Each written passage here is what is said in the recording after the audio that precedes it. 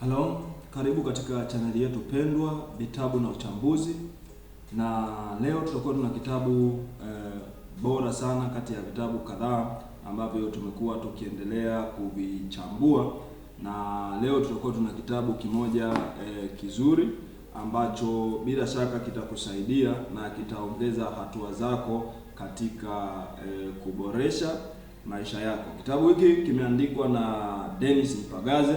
Kitabu kinaitwa Mbinu 16 alizozitumia Yesu kutoboa, nawe zitumie utoboe. Hiki ni kitabu ambacho amekiandika Dennis Mpagaze. Unaweza ukakitafuta katika online platform anazouza kama soft copy, lakini unaweza ukawasiliana na mwandishi Dennis Mpagaze ukajipatia kitabu chako ili ukajiongezea maarifa.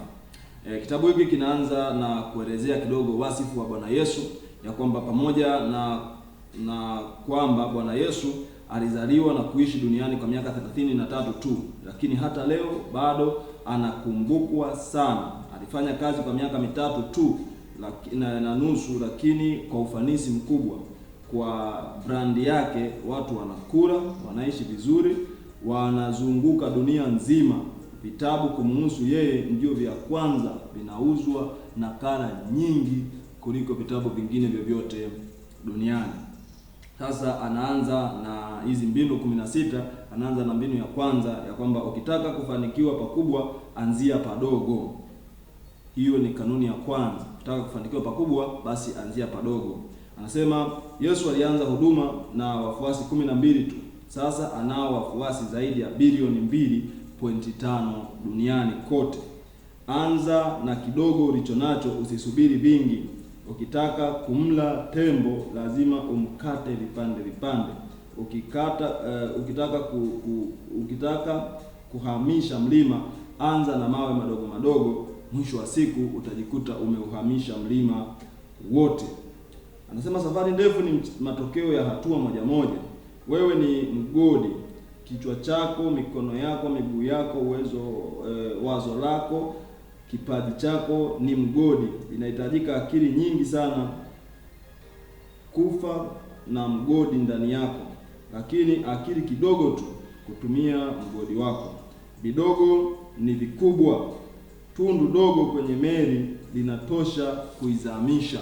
Kwa vidogo ni vikubwa. Mbili, ana kanuni ya pili au mbinu ya pili aliyotumia Yesu kutoboa, ambayo itumie na wewe utoboe. Kwa mujibu wa mwandishi, anasema usiogope kuwa tofauti, ogopa kuwa wa kawaida. Usiogope kuwa tofauti, ogopa kuwa wa kawaida. Usipoteze muda wako kujilinganisha na mtu mwingine. Ni sawa na kujitazama kwenye kioo kilichopasuka. Utaiona sura yako vipande vipande. It is better to fail in originality than to succeed in imitation. Herman Melville anazungumza jambo hili, kwa ni bora kushindwa au kufeli ukiwa wewe halisi kuliko kufanikiwa sana ukiwa ni wewe wa maigizo, umeigizia kuwa wewe. Thamani yako iko kwenye upekee wako.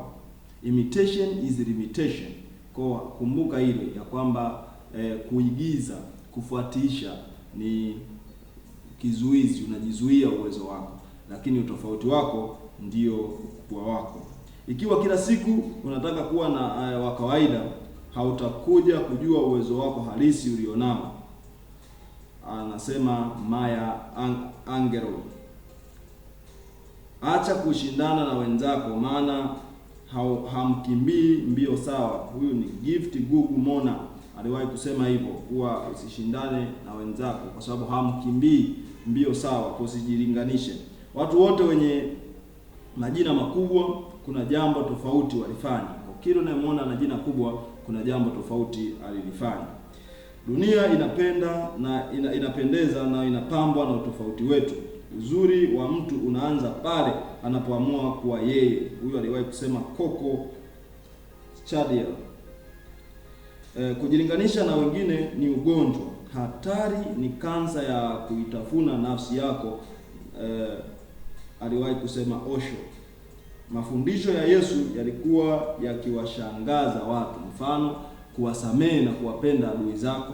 Dunia inapotokea jambo la kushangaza na wote wakashangaa isipokuwa wewe, watakugeukia kukushangaa wewe. Kwa nini ukushangaa?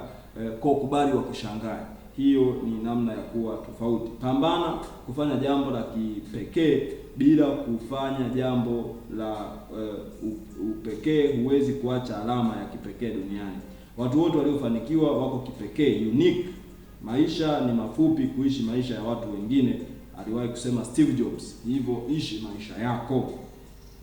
Usiishi kienyeji. Hii ni kanuni au mbinu namba 3. Usiishi kienyeji. Kuishi kwa mazoea ulioyakuta, yaani business as usual. Hii ni moja ya jambo litakuzuia kufikia kutoboa kwako. Kipimo cha utofauti ni jamii. Angalia jamii inaanza kukuonaje. Ukiwa kawaida hawakushangai. Ukiwa na mtazamo tofauti na wao watakushangaa. Kumbuka Yesu alikuja na mtazamo tofauti kuhusu mambo mbalimbali. Kusamehe badala ya kisasi. Unahitajika ukichaa ili kuacha kuishi kienyeji, lakini inahitajika ukichaa kufanya mambo yenye tija, aliwahi kusema Thomas Sankara. Lakini jambo la 4 au mbinu namba 4 ni kuwa focused. Kufocus ni kuelekeza nguvu na akili katika jambo unalolifanya. Kina cha kufanya mambo ndio hufanya ukubwa wa matokeo. Ukiamua kufanya kitu, fanya kwa moyo wako na nguvu zako zote. Usifanye juu.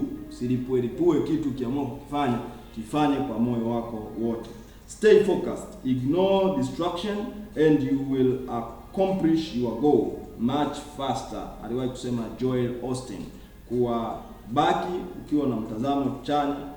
Jitenge, puuzia vitu vya kukuzuia au vya kukupotosha, na angalia zaidi unachotaka kukifanya, basi utatimiza lengo lako haraka zaidi.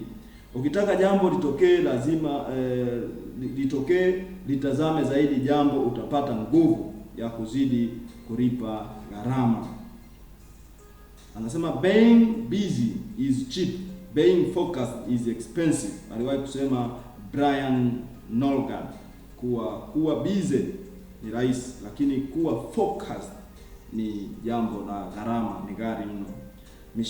Mshale mmoja hauwezi kupiga ndege wawili kwa mpigo. Mithali ya Waturuki sema mshale mmoja huwa hauwezi kupiga ndege wawili walio kwenye uelekeo tofauti kwa wakati mmoja.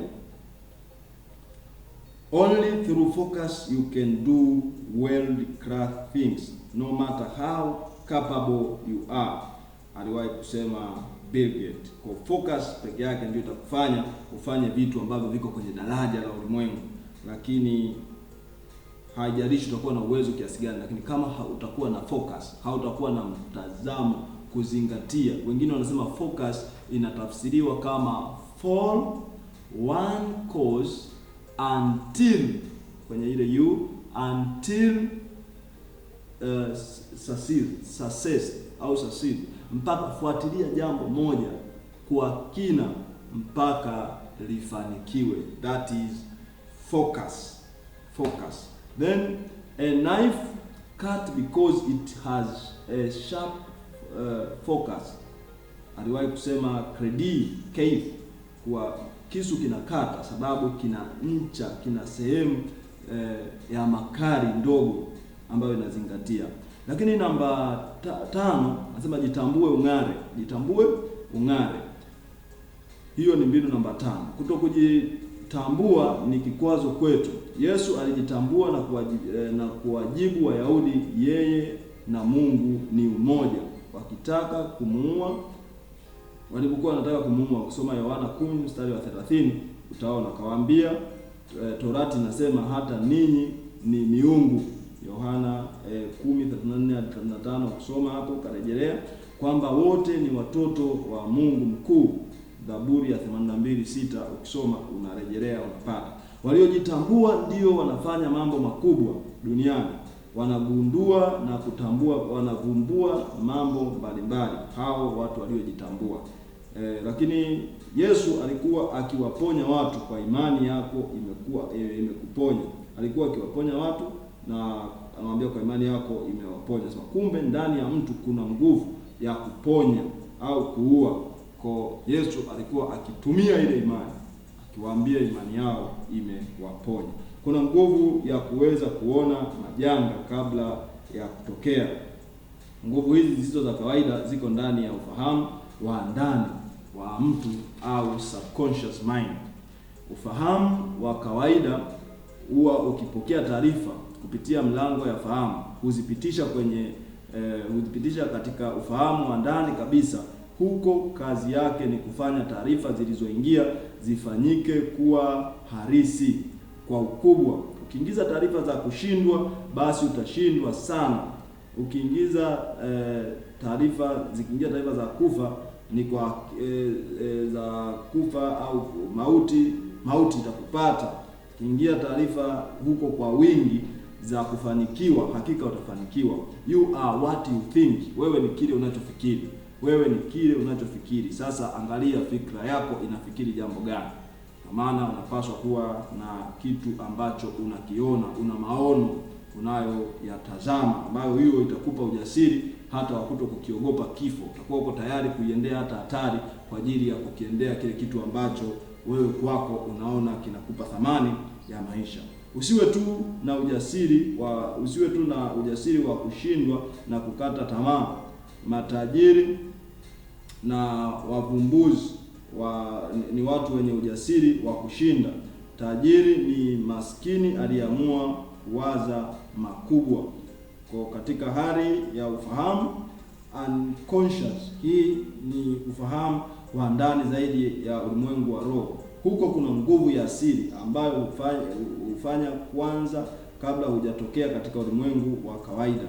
Tujifunze kufanya tahajjud, meditation. Kwa jifunze kuwa na muda wako wa kufanya tafakari, alafu hii inafanyika katika utulivu, ukiwaza wazo moja na kuyaachilia mbali mambo mengine. Kwa jifunze, wakati mwingine fahamu napenda kuwaza mambo mengi kwa wakati mmoja, lakini fanya tahajjud, tafakari, meditation.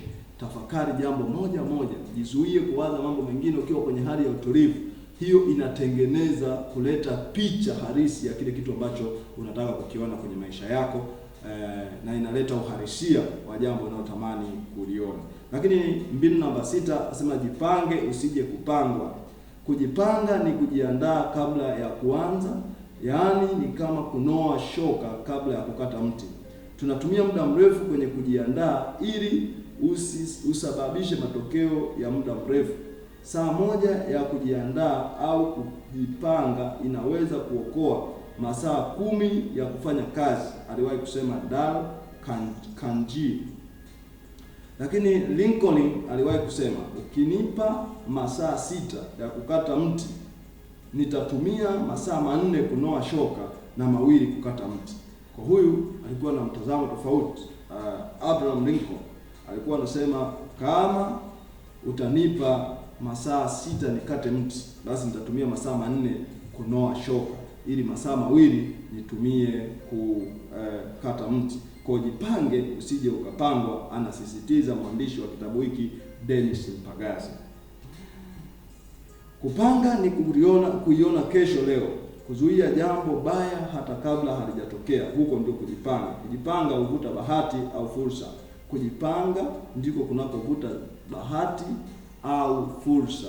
Pendwa mtazamaji wangu, hakikisha haupuuzii kujiandaa. Kitabu nilichambua hapo nyuma kinaitwa Maandalizi Ongeza Thamani, andiko na Pastor James Kaleko. Kifuatilie, ni kitabu pia ambacho kitakuongeza hatua fulani katika hali ya kuongeza shauku ya maandalizi kwako. Lakini jambo lingine analosema kupanga ni kuiona kesho leo na kuzuia jambo baya hata kabla hajatokea. Usipoweka mipango yako utakuwa sehemu ya mpango ya watu wengine. Kwa usipoweka mipango yako utajikuta uko ndani ya mipango ya watu wengine. Watu wengine watakupangia, watapanga kwa niaba yako. Utajikuta umepangwa kama huna mipango yako. Kwa hakikisha unakuwa na mipango yako. Anasema panga kushinda, shindwa shindwa kushindwa, panga kushinda, shinda kushindwa.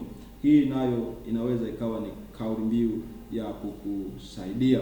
Lakini jambo lingine ambalo ni kanuni nyingine au mbinu nyingine, namba 7, anasema ni tenda wema alafu sepa. Tenda wema, sepa. Biashara inayolipa zaidi ni kutenda wema bila kungoja shukrani. Biashara ya hasara kubwa ni kutenda ubaya. Hii ni sawa na kutema mate juu, lazima yakurudie. Kwa kutema mate juu huwa yanakurudia. Kwa biashara moja hasara kubwa basi ni kutenda mabaya. Kumbuka, wema unalipa na ubaya unaliza. Wema unalipa lakini ubaya unaliza. Kwa hakikisha unaendelea kuzingatia kutenda mema. Lakini mbinu namba 8, zingatia ubora. Ubora ni hali ya kufanya jambo lile lile wengine wanafanya kwa uzuri, huku wao wakilipua. Aliwahi kusema Henry Ford. Umakini ni bora zaidi ya ubunifu. Ubunifu ni wa muda mfupi, ubora ni wa muda wote. Ukitaka kuwa na ubora, nenda mbali zaidi ya watu wanaofanya kila siku, alisema Robin Crow. Ukifanya kinachofanya uuze zaidi ni ubora, si bei ndogo. Wape watu wanachotaka, nawe utapata unachotaka. Hakikisha unawapa watu wanachokitaka. Ukitaka kufanya biashara, kuuza vitu, wape watu kitu wanachokitaka, na wewe utapata unachokitaka katika vile watu wanavyovitaka. Anza bila kusubiri. Hili ni namba 9, mbinu namba 9. Anza bila kusubiri. Ndani yako kuna ushawishi. Hii ni mbegu ya uongozi. Endelea kuwafikia wengi, utajikuta unazidi kufuatwa. Hii anza bila kusubiri. Lakini mbinu namba 10, mtangulize Mungu ufike salama. Tangulia mwenyewe ya kukute.